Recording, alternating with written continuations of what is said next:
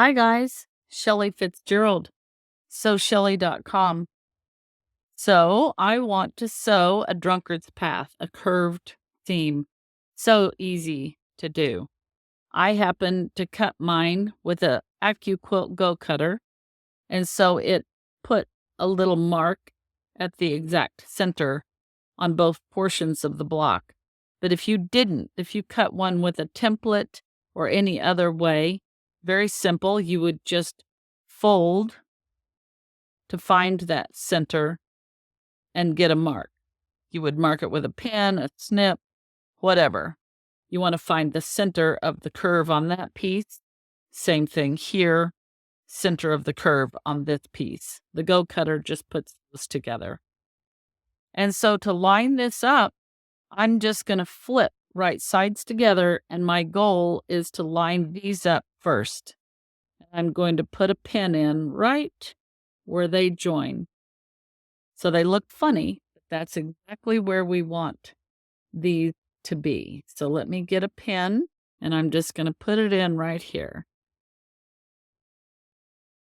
So now the next step, because I'm only going to use this one pin, a pin at the beginning, sew to here and move that pin to the end. That's all the pins I'm going to do. And my goal is to get this straight edge onto that straight edge. So it's no big deal. I'm just going to hold and twist. I'm just going to hold and twist until those straight edges are lined up with each other. So I'll do a nice job of lining those up, and I will get a pin and hold that right here. I'm going to check it from both sides. I could do a little bit better job of pinning, so I will. I like to get things pinned pretty well. That's going to look better. Now, when you start sewing, you're going to have a little bit of almost straight right at the beginning, and that's pretty handy. And the rest of this, we're just going to meet that edge until we get here. And then with the needle down in the fabric, we're going to take and twist again, but not until we've sewn this far. We don't need to pin this yet, but we'll just twist straight edge to straight edge again. This straight edge onto that straight edge. So when we get that far, that's all we're doing is putting and turning those straight edges. They meet up. Okay? So we'll get started. I like to sew on and off of a scrap. I've got one started over here. I always have a scrap. And that gets all the beginning stitches and all sorts of stuff out of the way. I'm sewing on a 790 Pro, a Bernina 790 Pro, and I've got that beautiful laser going on. This is exactly the same on your featherweight, on any sewing machine on the planet that has a 1/4 inch foot. You're just sewing a straight stitch. I did shorten the stitch length, and I do want to zoom in so you can see exactly what I'm doing as I get started here, because it's so easy. Now, on a Bernina, we have a 1/4 inch mark through the feed dog on the stitch plate also. And I'm going to make sure that my fabric is lined up with this right side of that feed dog. This is the 97D with the dual feed, but any 1/4 inch foot would work. So I've got that fabric right here lined up with the right side of that foot. And I'm going to take a couple of stitches just almost straight forward because we're on the flat edge of that curve. And then I'll pull my pin. I'm sewing needle down, so my sewing needle has fabrics where I need them. And now the only thing I have to do is make sure I'm going to hold the top separate than the bottom. You can reach under and hold the whole thing, or do it from the top, whichever. So I'm going to reach under that top one, and I've got my thumb under, my finger on top. And then the bottom one I can manipulate with some tweezers. And the only thing I'm worried about is lining up the edges literally right here from the front of the foot. So I'll just take a few inches, stop, line it up. So not a few inches, a few stitches. Stop, line it up.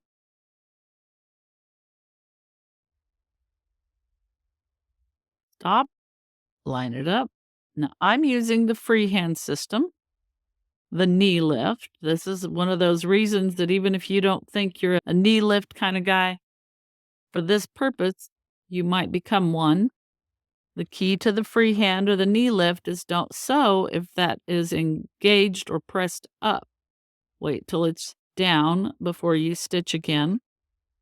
But that way I don't have to reach behind on this Bernina. That's pretty handy to be able just to lift and go. And this seam, all I'm worried about is this much. And as long as that's lined up and it's just lining up beautifully, it's just laying in there so nice.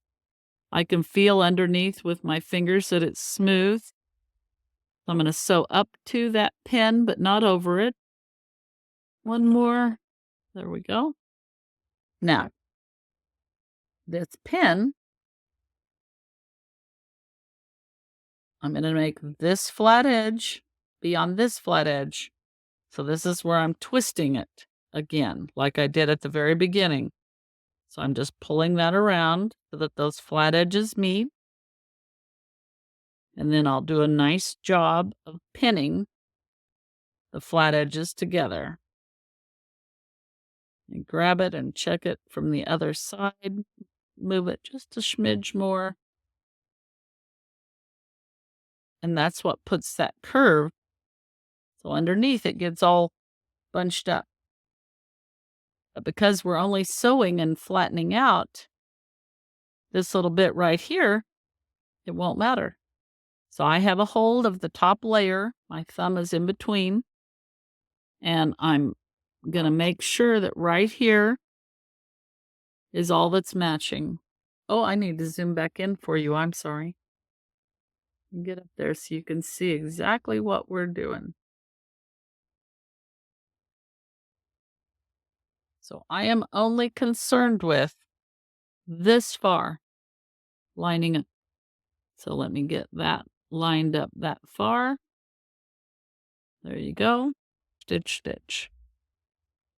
Lined up, stitch, stitch. Lined up right here.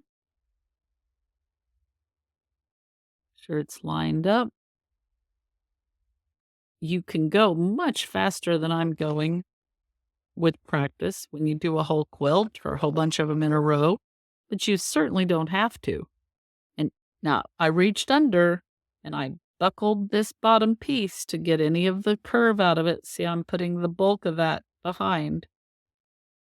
I'm wanting this to be flat, not the fabric out there.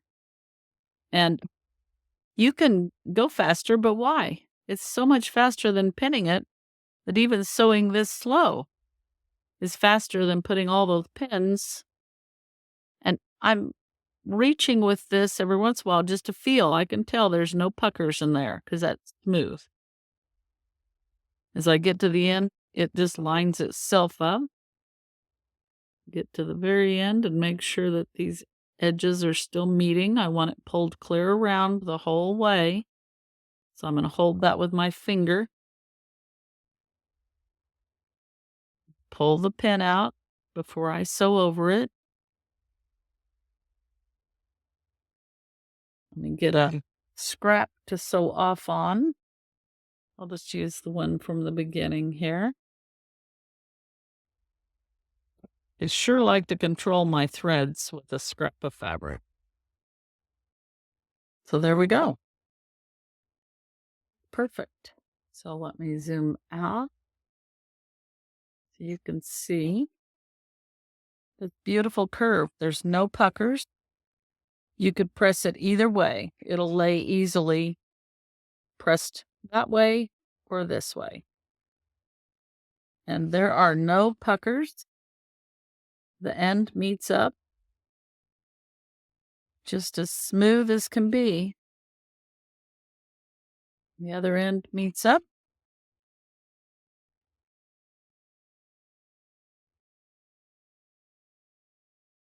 That's it. That's how you do it. So this is Shelley Fitzgerald, sewshelley.com. And that is how you do a curved piecing. One pin in the middle, one at the start, 2 pins. Fabulous. Talk to you later. Bye for now.